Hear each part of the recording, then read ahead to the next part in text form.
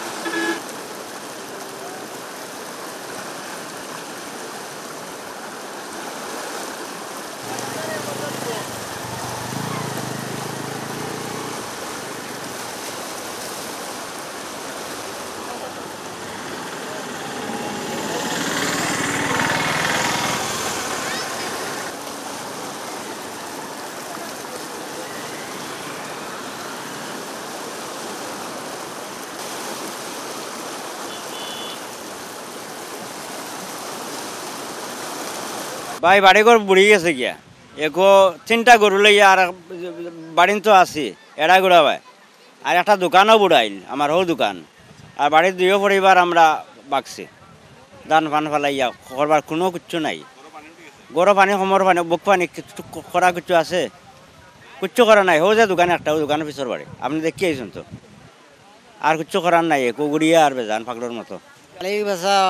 সার বানাইয়া আছে বাঁশ দিয়ে আপনার ঘরের ভিতরে আপনার যে এখন আপনার খুব কষ্ট মাঝে আছে আপনার আমরা অসহায় মানুষ আপনার কোনো ব্যবস্থা নাই যে বাড়তে আছে পানি পানি বাড়তে আছে